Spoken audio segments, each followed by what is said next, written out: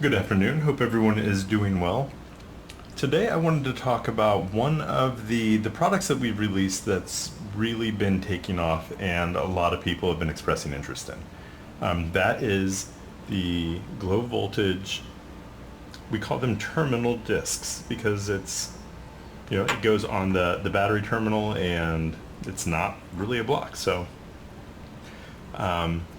what these are is they go directly onto a battery like the S2 or S3, or sorry, the S2 or S1, and give you 4 bolt connections, here, here, here, and here. And there's actually a very specific reason for this design. This was, thought of with minimizing resistance as much as possible. Resistance equals voltage drop, so any place you can eliminate resistance, you're actually going to be helping your voltage. And a lot of times it's the little things that can really add up and be the difference between 12.1 volts and sitting at 13 all day. Sitting at 14 all day if you're lucky. So again, these are laser etched. These are the passivated aluminum that we use on all of the items that we call the 404, because they're, error 404 not found, they're not going to be found anywhere else. We designed these, we came up with these, and are the only ones selling them. So this is a pretty standard battery terminal style, so these have been catching on too, and that's why I wanted to use these specifically, is because a lot of people are now using the lug and set screw, and it's a clever design. You can have lugs or set screws, or in theory both. So this also bolts to the battery right here. So specifically why these are designed the way they were is, I mentioned minimizing resistance. That's, the passivated aluminum surface really helps that helps eliminate contact resistance. But when you hook this up to the battery, your battery terminal is right in the middle. So basically, it goes like that, and this screw is what holds it to the battery, and you have your 4 points of distribution. What makes this better is when this is hooked up, if you have all 4 lugs hooked up, you have current flowing this direction, you have current flowing this direction, you have current flowing this direction, and this direction, be that in or out. Designing this like this let us both minimize the distance from each contact point to the actual battery terminal, but as an added bonus, now each connection, the current is flowing through its own piece of aluminum. To go to this lug, it's not going to be going down and then coming back up. That's not the path of least resistance, so the current can just flow straight up to it, and basically none of the currents share a path. So it's minimizing resistance that way as well, by pulling a smaller amount of current through each piece of aluminum and just dividing it evenly. With this, what's going to happen is, it's the inside of the ring, really the best contact point. So there's going to be connecting here, but then to get to this, it will go, it'll take this path, but then to the next one, it will also take this path. So now you have more current, you have 2 connections worth of current flowing through this piece of aluminum, and then it gets to this one. And for the one furthest away, it's compounded even further in that you have even more current that's flowing along 1, 2, and 3. So basically, for this current to get here, it's traveling the same path as 2 other connections are. This one is traveling the same path as 1, and this one is the path of least resistance from that point. So what we're going to do is we are going to measure the DC resistance down to the micro ohm, best case scenario and worst case scenario with these.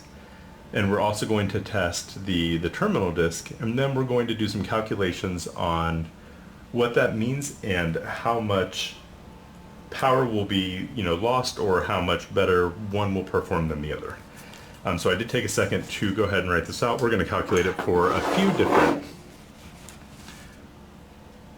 a few different currents. So yeah, because if you're not pulling very much current, it's likely not going to have that big of an impact. But as you can see here, I have written down our DC resistance in ohms multiplied by the amount of current in amps is going to be our voltage drop, and we'll measure that in the total amount of volts lost. So we're going to calculate for 100, 300, and 500 for both of these and see how each one does. Okay, let's go ahead and get these measured. So again, I'm going to do from the inner part of the circle to the inner part of the connection on both of these. Basically the path of least resistance, and just as a placeholder to keep it fair. So I'll be measuring this one.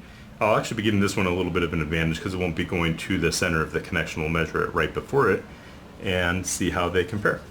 So first let's do the terminal disc. I'm going to get that clamped. I'm going to do the same for this side.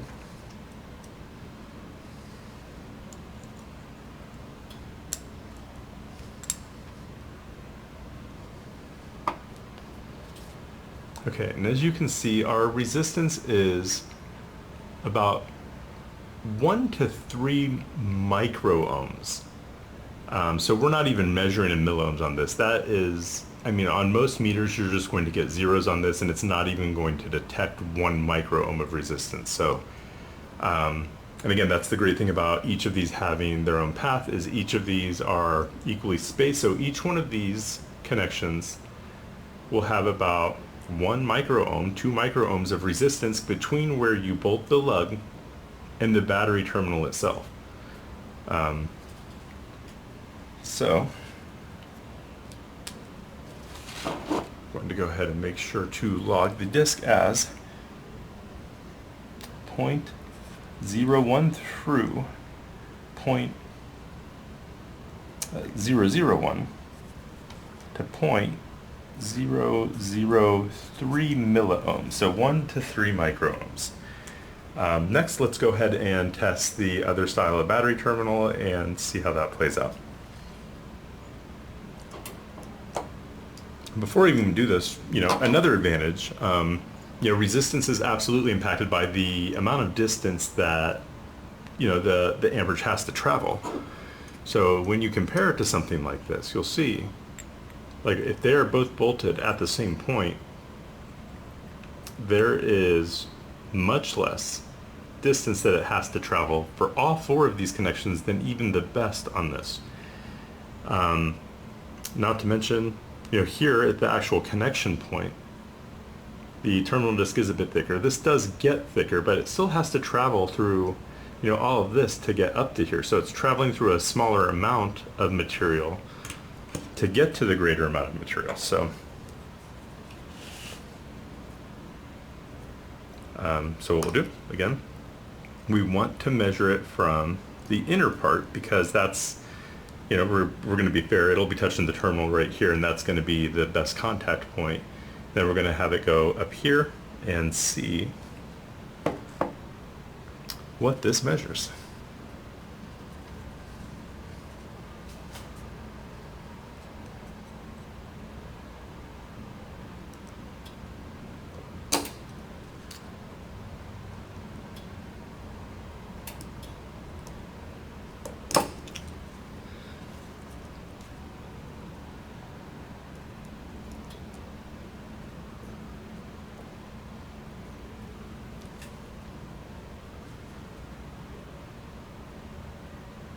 Okay, so this is about 22 microohms.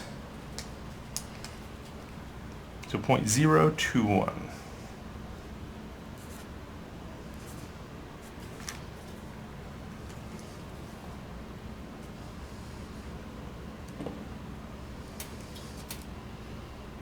Now,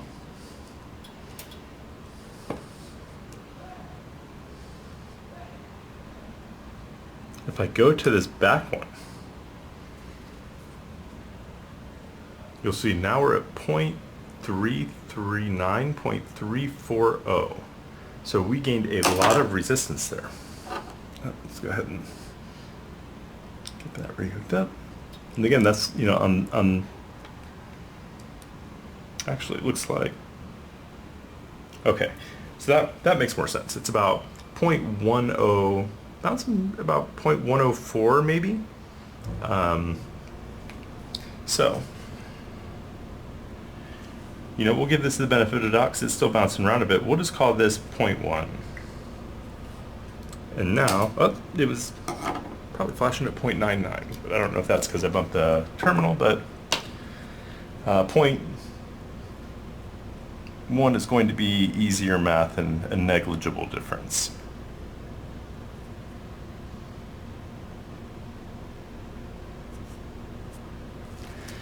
So that just goes to show you, if you are hooking wires up to one of these, I mean, not only is the resistance higher, even in the best case scenario, but it's a lot worse in the worst case scenario, and you are not getting an even amount of resistance for all your connections. So, I mean, you really have to be mindful of which ones you're using because, you know, you're going to want your critical ones up here, whereas with the disc you can, you know, freely choose.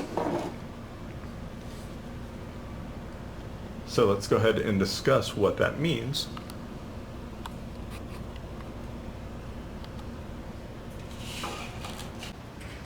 Okay, so now that we have our DC resistance values, we can take that and we can multiply it by the 100, 300, 500 to see how much voltage drop we lose. So in the best case scenario with the old style blocks, all we need to do is drop 2 zeros off there to multiply it by 100, so we would have 0.0, 0, 2, 1. So not too bad at 100 amps, you know, a small amount of current. For 300, this would be tripled, so we'd be at 0.0, 0, 6, 3. At 500, we would sit at 0.0, 1. So now we're actually beginning to get up into the measurable range of the voltage that we're losing here. And you also have to remember, so this 0.01, this is per terminal, so that would actually be multiplied by 2. So best case scenario, using the old style, you're talking about 0.2 volts lost. Not a huge amount, but we have to remember that not all of the connections measured equal on that block. Worst case scenario, we would go do this again, and at 100 amps, worst case, we'd be already at that value of 0.01 volts lost. That would actually be 0.02 volts because there's a pair of them. At 300,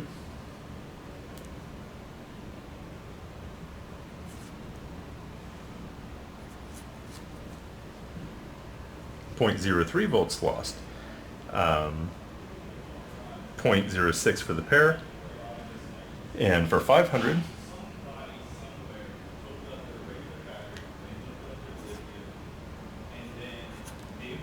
okay, so now we have 0.05 there.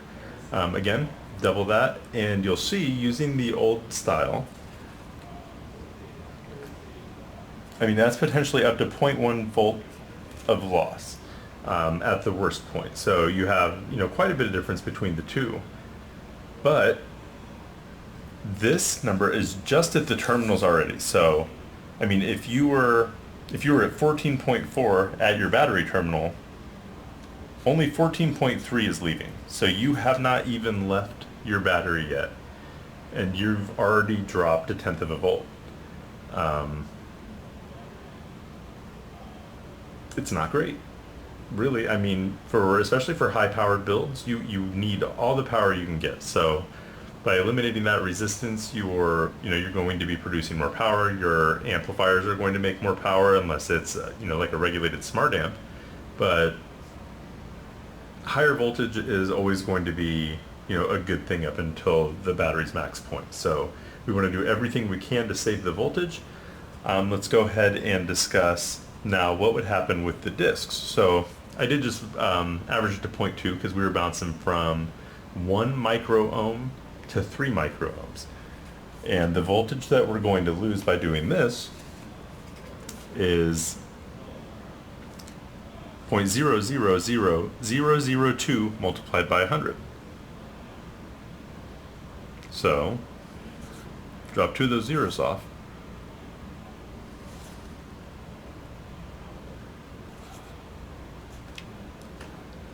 And in this situation, we've lost 0.0002 volts.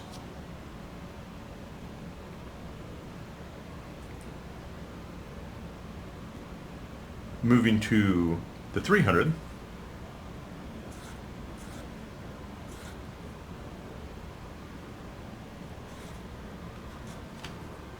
and then finally to the 500, we would lose 0.001 volt. Now again, multiply this by 2 because there are 2 terminal discs.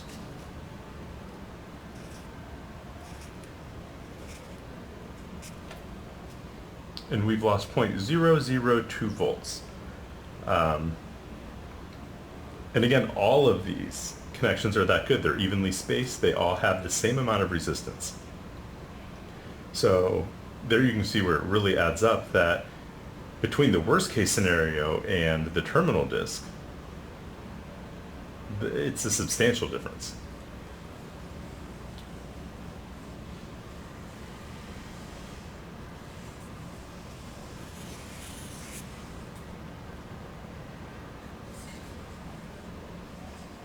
So again, these are the Glowe Voltage Terminal Discs, and I will go ahead and hand this out and actually throw it on a Glowe Voltage Series 2. I do have one sitting here.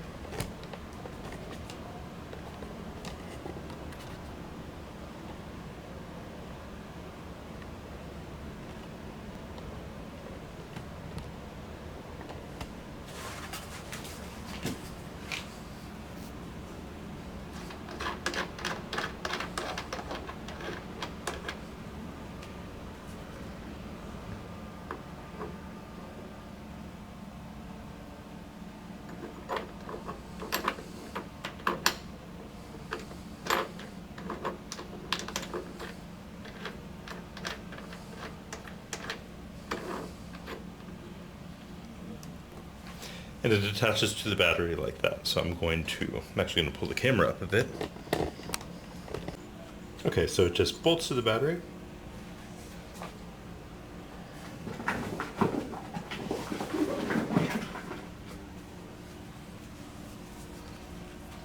And you run your wire just like you would to the terminal. And these are threaded for M8s, so 5/16 lug is perfect.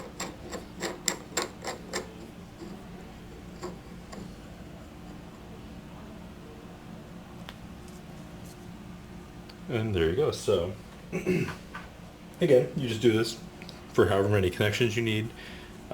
You want it tighter than that, of course, but so if you were attaching another wire,